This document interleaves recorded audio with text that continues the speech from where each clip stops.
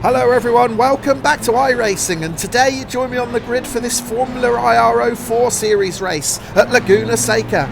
We last raced this car a couple of weeks ago at Watkins Glen and we were so off the pace. But the early signs here are a touch more encouraging. We could be more competitive based on our qualifying performance that has seen us take 8th on the grid. We're only 2/10 off Luis Cabrero in 6th, and crucially, look at that gap back to the driver in 9th, Adrian Claros. He's more than half a second slower, so I'm hoping that extra pace will see me clear off from the chasing pack and put us in a good position to maybe challenge for a top 6 finish. But as always, surviving lap 1 is the key goal here, and particularly the corkscrew when we get to it. The lights are green, we're underway. Decent start for the green number 2 car, Palomares. He moves out into the middle, he's going to gain a position and now tucks back to the inside to get around Luis Cabrero. Cabrero's in the red, number 18 car right in front of me. We're going to stay out wide with Cabrero. We've got cars on the inside through turn 1. It looks like we're clear on the inside now, so we can move back over to the racing line to get a better route through this right-hander and keep the speed up.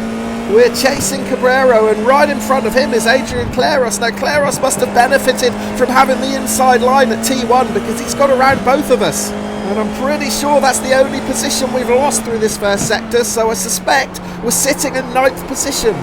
And it's all been fairly clean and tidy so far here too. That's not normally the case with these Formula iR-04 races. They can be complete mayhem on lap 1, but we've not reached the corkscrew yet, so I don't want to get too ahead of myself. And we've got a much better run than Cabrero up the hill, but I certainly don't want to make a lunge into the corkscrew, so I'm going to be cautious on the brakes, brake a bit earlier. Hopefully the cars behind will do the same thing. They have done. We're all through safely.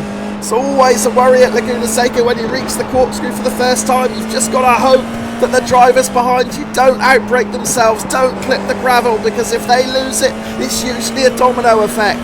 But thankfully we didn't see that today. We're approaching the final turn. Cabrero having a look up the inside of Claros, and there's contact. Both Claros and Cameron Hills ahead of him ran really wide into that final turn. Cabrero tried to look up the inside. They locked wheels and it sent Cabrero into the wall. That promotes us back up to 8th position as we start lap 2.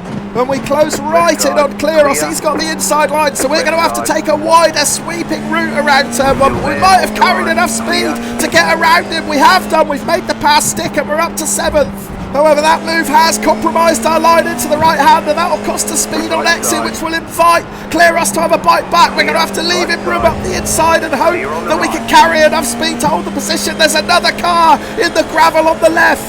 So that puts us up to 6, and we're fighting really hard to hold off Claros here. I think we've done it. We've got the inside line into that left-hand turn. And yeah, finally a bit of breathing room in the rear-view mirror. And in all that action, the other position we gained, I think, was from Palomares. That was the green car we saw briefly in the barrier on the left. But now we've got our sights set on Cameron Hills, and it looks like he might be in a bit of trouble. That car looks really unstable coming into the corkscrew, and it actually throws us off a bit as well. We were really untidy through there, and we've picked up an instant point for an off-track. But yeah, I suspect that Cameron Hills is carrying damage here. That car just doesn't look right. Is he going to go into the pits? No, he's not. So whatever damage he has got, he's going to try and drive through it.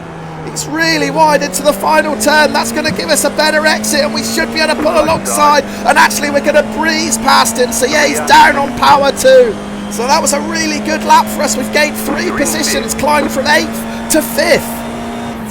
Right, let's go back and check out some replays and see how we picked up those positions. This is turn 1 on the first lap. Now, we stayed out wide here. I thought that was the safest thing to do. It did allow Claros to nip up the inside, so it cost us 1 position. But we were back in 8th before the end of the lap, and that's because Cabrero just clipped the rear there of Claros' car and spun out. At the end of the start-finish straight, we once again took the wide line to try and get around Claros. Look at Claros on the inside. He just loses the rear, and that's what made the pass easier than it should have been. A couple of moments later, we saw Palomares spin out, but not before the number 3 car, Stefan Frick, had a major moment, just clipping the gravel on the exit, almost loses it twice. Now that's Palomares right behind him. He had to take a void in action and then gets offline himself, and that's him crashing out in the background. And after that, we picked up another position from Cameron Hills, who I suspect picked up damage here. He heard the contact with the sausage curb. I didn't see him touch any other cars, so it must have been that. We're going to rejoin the live action on lap 5, and we've broken away from the rest of the pack except for Adrian Claros. Now, I said at the start of the race I thought I had the pace to clear away from these cars behind, and that's largely proved to be true. However, Claros is hanging on. He's always been within 1 second of me no matter what I try. And as we approach the corkscrew for the 5th time, I might push a little bit too hard because the rear almost steps out. We managed to save it and keep the car facing in the right direction, but that is going to invite Claros to challenge. He's now within 0.3 of a second. So yeah, almost a disastrous mistake there, and it's put us under a lot more pressure than we wanted at the end of this 5th lap. But we're going to try and stay on the front foot. We won't think about defending yet. We'll keep to the racing line, and hopefully we can start rebuilding this advantage. It's 0.5 of a second out of the final turn, so we've gained a couple of tenths there. And over the past few laps, it's become clear that we're almost identical on pace. So with that in mind, it's going to be really difficult for Claros to find a way through, assuming that I hit my markers and hold my lines. We get a really good drive out of T1 there, the perfect line. And that's given us a few more tenths. The gap now is 0.8, 0.9 of a second. So we've successfully restored our advantage. Yeah, we've been making a lot of careless mistakes in recent races, and I've been determined to stamp those out here, but we almost made a big one into the corkscrew. Watch that rear step out. We managed to hold on to it. Back to the live action now, and we've jumped forward a few more laps. We're on lap 9, and as you can see from the relative board, we finally gapped Adrian Claros. I'm feeling a lot more confident in the car now. We're beginning to post some consistent lap times in the early to mid 124s, and as a result of that, we've opened up a 3.5 second gap over Claros. The front 4 though are running at a ridiculous pace. We've got no chance of catching them. They're more than 15 seconds clear, although we're just getting an alert that the leader is pitting. There was a front wing in the middle of the corkscrew as well, so something big has gone down here.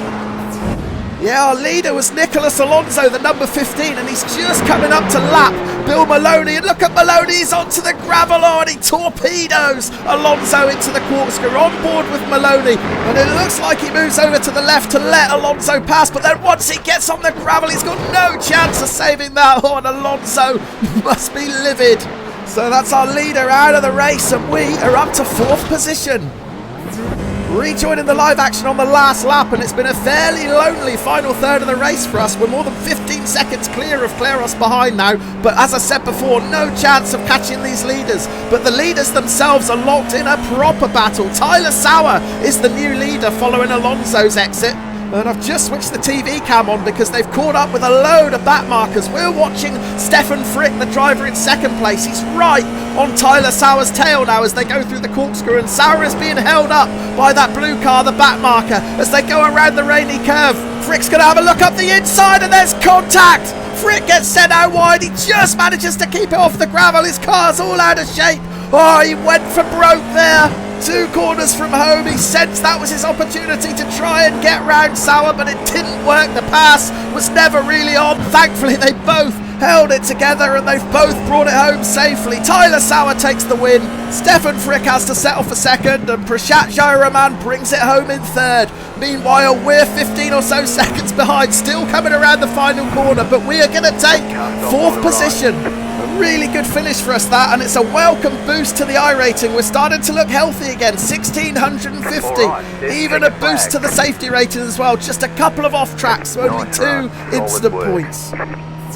Well, we're going to take a look back at some of the other incidents in that race shortly, but before we do, a quick look at the classified results. And yeah, those front 3 were on a different level. Fastest lap times all in the high 122s. But spare a thought for Nicholas Alonso, because he was quicker than the lot of them. His fastest lap, an incredible 121.8. He would have surely won that race had he not got tangled up with the back marker in the corkscrew.